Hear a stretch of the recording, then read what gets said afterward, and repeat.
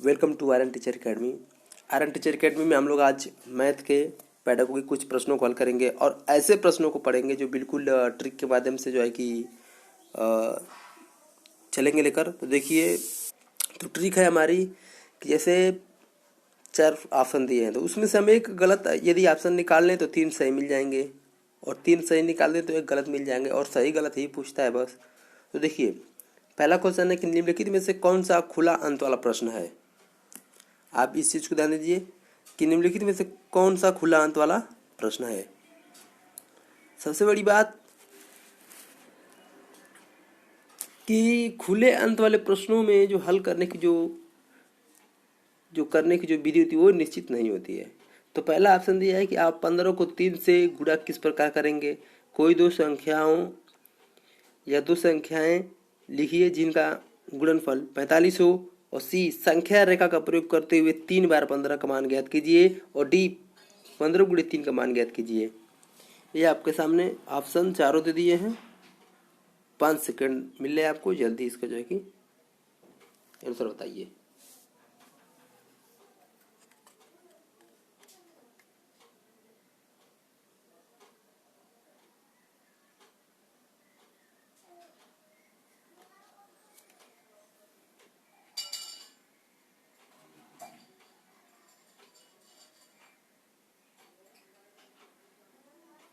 चलिए देखिए, नीचे से देखते हैं कह रहा है कि निम्नलिखित में से कौन सा खुला अंत वाला प्रश्न है। खुला अंत वाला प्रश्न है तो पहला देखिए कि 15 और 13 का मान ज्ञात कीजिए। जब हमने पहले ही पढ़ लिए कि जो है कि खुले अंत वाले प्रश्नों का हल करने की कोई निश्चित विधि नहीं है, ये कह रहा है कि 15 गुणे 3 का मान ज्ञात कीजिए, ये तो गलत है। वैसे ही संख्या रेखा प्रयोग करते हुए, संख्या रेखा प्रयोग कैसे करेंगे तो वैसे ही गलत हो गया। दो संख्याओं लिखिए जिनका गुणनफल 45 हो। अब दो संख्या लिखेंगे जिनका मतलब गुणनफल 45 होगा, तो कोई भी संख्या हो सकती है जिसको लिखेंगे तो 45 होता है, तो ये भी गलत है। यदि अब यदि हम गलत ही निकाल दिए तो ये समझिए कि आप ये ऑप्शन हमारा सही होगा किसी भी तरह से, और सही भी है। कैसे सही है देखिए, इस ऐसे खुले जो प्रश्न होते हैं इनको जो है कि हल करने की एक से अधिक विधि होती है, ये भी ध्यान दीजिए। अतः जो है कि हम कहेंगे कि अगर उस विधि के हिसाब से देखा जाए तो ये हमारा ऑप्शन सही है, क्योंकि यहाँ हम 15 का 3 से गुणा का मान 4 प्रकार से कर सकते हैं। जैसे पहला कर सकते हैं 15 को 3 बार जोड़कर, 15 15 15 यानी 45, और 3 को 15 बार जोड़कर 3 3 3 3 यानी 15 बार लिखेंगे तो हो जाएगा 45, और 15 का 3 में पहाड़ा करके, ये 3 का 15 में पहाड़ा करके ऐसे कर सकते हैं। तो हमारा ऑप्शन ए क्या है, सही है। चलिए अब देखिए अगला प्रश्न।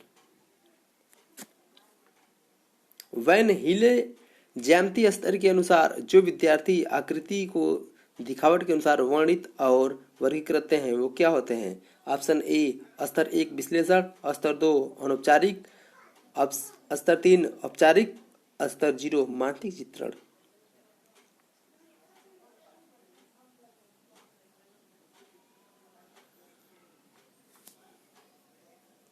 इसमें देखिए कितनी अच्छी ट्रिक काम कर रही है, देखिए कैसे।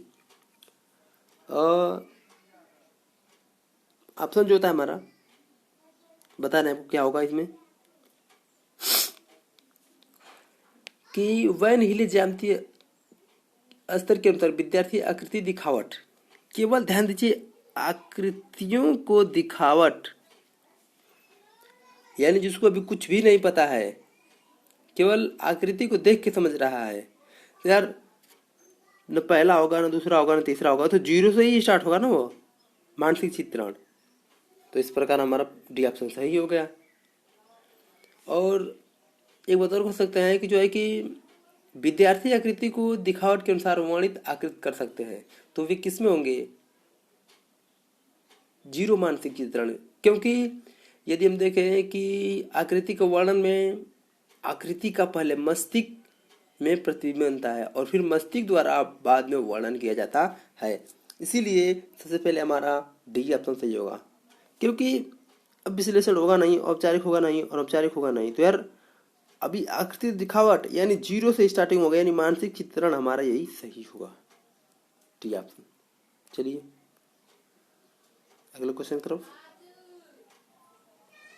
अध्यापक ने कक्षा 4 के छात्रों को 36 टाइल दी और उन्हें सभी संभव आयतों को व्यवस्थित करने के लिए कहा। इस क्रियाकलाप द्वारा निम्नलिखित में से कौन सी संकल्पना को संबोधित नहीं किया जा सकता है?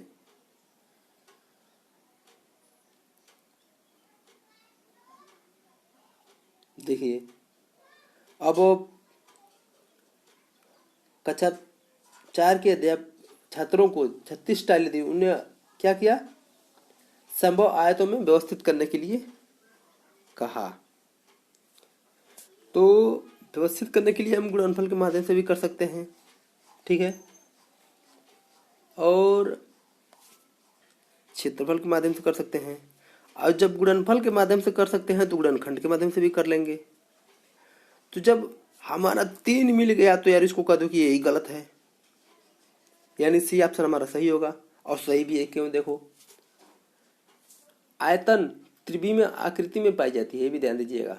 अतः प्रश्न में दिए गए जो प्रश्न हम कर रहे हैं उसमें जो कि दिया है, तो क्रियाकलाप द्वारा आयतन को संबोधित नहीं किया जा सकता है। समझ रहे? क्रियाकलाप जो आयतन के द्वारा संबोधित नहीं किया जा सकता, इसी इसकी खासियत है, इसलिए हमारा सी ऑप्शन सही है। चलिए आगे देखिए। आगे देखेंगे अंकगणित की 4 मूल संक्रियाएं। ए, योग, भाग, परिमाप और क्षेत्रफल का ज्ञात करना। बी, परिकलन, संगणना, रचना करना और समीकरण बनाना। सी, योग, गुणा, विभिन्न में दशमलव में बदलना और सम आकृति की रचना करना। डी, योग, व्याकलन, गुणा और भाग। बताइए। अब अंकगणित की 4 मूल संक्रियाएं हैं। योग, अब देखिए पहले से मिलाते हैं। योग तो उसमें आ जाएगा, ठीक है, भाग आ जाएगा और परिमाप क्षेत्रफल नहीं जाएगा, यानी ये क्वेश्चन गलत हो गया, ऑप्शन गलत हो गया, मान लो ये। अब देखो परिकलन, ये तो पहले से ही गलत है। अब इसमें देखते हैं, योग सही है, गुणा सही है और इसमें आकृति ये भी नहीं होगा।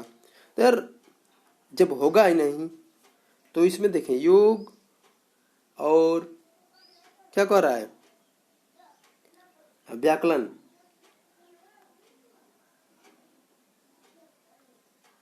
व्याकलन का मतलब घटाना होता है, जैसे मतलब घटाना और गुणा और भाग, जोड़ घटाना गुणा और भाग, ये अंकगणित के मूल 4 संक्रियाएं हैं, जो कि इसमें दशमलव दे दिया है, इसमें समीकरण बनना दे दिया है, इसमें परिमाप क्षेत्र, इसलिए तीनों का हमारे गलत हो गया। जब एक मिल गया तो ये हमारा क्या होगा, सही होगा। ऐसे क्वेश्चन को निकालते हैं हम। चलिए देखिए, धन्यवाद। आगे देखिए, कक्षा 2 के विद्यार्थी को एक शिक्षक योग यानी जोड़ सिखा रहा है। निम्नलिखित में से कौन सी युक्ति का अनुसरण सर्वाधिक उपयुक्त है? सबसे अधिक उपयुक्त क्या कर सकते हैं हम? तो योग देखिएगा, योग सिखा रहा है, जोड़ सिखा रहा है, तो पहले ही शाब्दिक प्रश्नों को न कराया जाए, पहले ही नकारात्मक हो गया, यानी गलत है ये। शाब्दिक प्रश्नों का प्रयोग केवल मूल्यांकन, खाली मूल्यांकन के लिए करेंगे हम, केवल मूल्यांकन के लिए तो कोई भी काम कर नहीं सकते हम, ये गलत। योग यानी जोड़ को शाब्दिक प्रश्नों द्वारा प्रस्तुत करना चाहिए, ये क्वेश्चन सही है, लेकिन इसके पहले नीचे वाला देखिए। शाब्दिक प्रश्नों को अध्याय के अंत में कराया जाना चाहिए, ये सही नहीं है, केवल अंत में ही कराएंगे, यानी ये भी क्वेश्चन हमारा गलत है। तो जब 3 निकाल दिए, पहला गलत और दूसरा गलत और चौथा गलत, तो यार तीसरा तो हमारा सही सही होगा, तीसरा हमारा सही होगा ऑप्शन। क्यों कि यदि देखा जाए कि कक्षा 2 में जो है कि मान लीजिए कि अगर हम कहें कि कक्षा 2 में विद्यार्थियों को जोड़ सिखाने के लिए शिक्षक को सबसे पहले यह उपयुक्ति है कि वह जोड़ को शाब्दिक प्रश्नों द्वारा प्रस्तुत करे, यही उसका जो है कि असली पहचान है कि वो जोड़ को शाब्दिक प्रश्नों द्वारा प्रस्तुत करें। तो प्लीज़ यार सबसे पहले हमारे चैनल को सब्सक्राइब करें और ऐसी ही इससे भी आसान ट्रिक लेके आएंगे जो कि आपके लिए बहुत ही इंपॉर्टेंट होगी। चलिए अगले प्रश्न की तरफ। प्राथमिक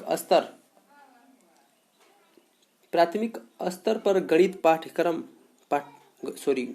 पाठ पुस्तकों की सबसे अधिक महत्वपूर्ण विशेषता में से कौन सी है? ए, संकल्पनाओं का उच्चतर कक्षाओं में संबंध जोड़ना यानी जोड़ा जाना चाहिए और संकल्पनाओं को जटिलता से सरल रूप में प्रदर्शित किया जाना चाहिए। और सी यानी ए हो गया, बी हो गया, सी देखिए संकल्पनाओं को पूर्णतः श्रेणीबद्ध में प्रस्तुत करना चाहिए। और डी संकल्पनाओं को मूर्त से अमूर्त रूप में प्रस्तुत किया जाना चाहिए। देखिए संकल्पनाओं को उच्चतर कक्षाओं में यानी हम प्राथमिक बात चलिए प्राथमिक की, तो उच्चतर कक्षाओं में ऐसे इसको अलग कीजिए, ठीक है। और जटिलता से सरल से प्रदर्शित किया जाना चाहिए, संकल्पनाओं को जटिलता से सरल से प्रदर्शित किया जाना चाहिए, ये भी सही नहीं है। संकल्पनाओं को पूर्णतः श्रेणीबद्ध प्रस्तुत करना चाहिए। किस बांट के कैसे करेंगे यार? बांट के तो हम कर नहीं सकते अलग अलग करके, ये भी क्वेश्चन गलत है। अब हमारा एक ही बच गया, तो बताया था कि कोई एक सही होगा तो 3 गलत होगा और कोई 3 सही होगा तो 1 गलत होगा, यानी ये 3 यदि गलत निकाल दी तो हमारे एक ऑप्शन ये सही ही होगा, सही ही होगा। देखिए कैसे, और सही भी है कि प्राथमिक स्तर पर गणित की पाठ्य पुस्तक जो है कि सबसे अधिक महत्वपूर्ण विशेषता है। और संकल्पनाएं जो है कि मूर्त रूप से हैं, उन्हें अमूर्त रूप में प्रस्तुत किया जाना चाहिए। यही हमारा ऑप्शन बिल्कुल सही होगा। तो आइए चलते हैं हम अगले प्रश्न की तरफ। इसके पहले प्लीज हमारे चैनल को सब्सक्राइब कीजिए यार, मेहनत लगती है वीडियो, कोई वीडियो बनाते हैं बहुत ज्यादा जो है कि हमको वो होता है, ठीक है। चलिए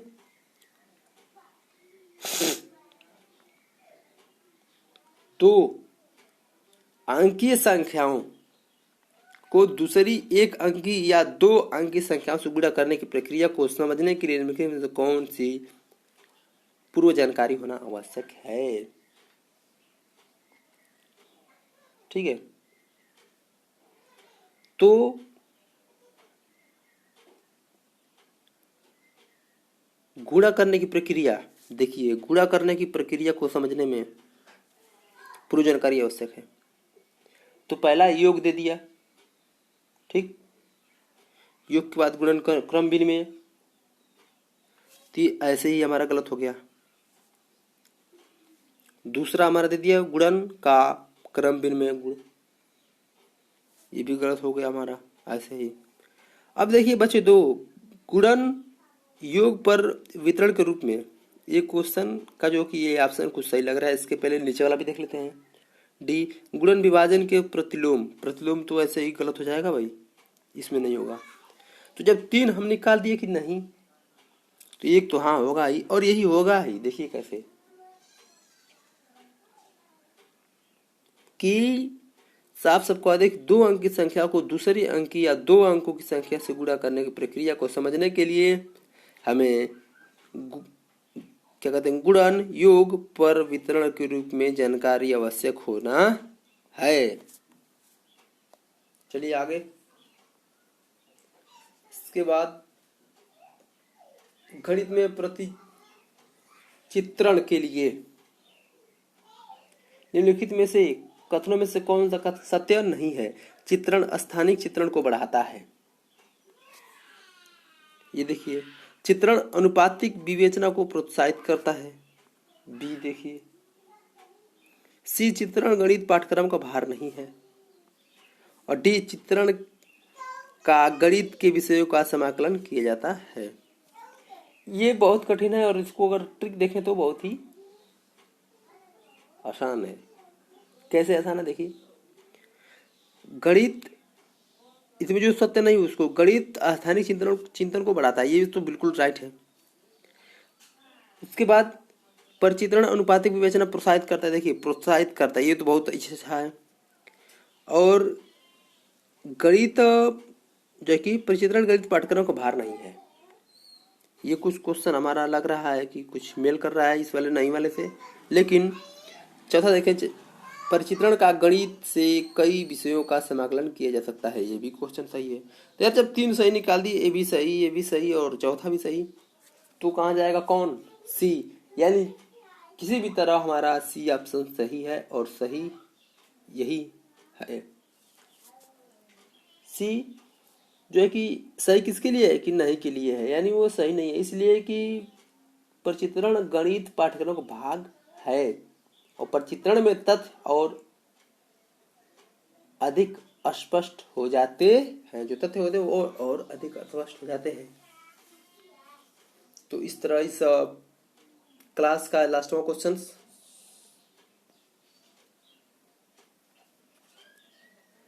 गणित कि शिक्षण स्वयं सिद्धि विधि में कौन सी विधि सम्मिलित नहीं है, ए न्यूक्लियड विधि, बी गैर न्यूक्लियड विधि और सी अनुवांशिक विधि और डी औपचारिक स्वयं सिद्धि विधि। यार आपको मिलते हैं 5 सेकंड।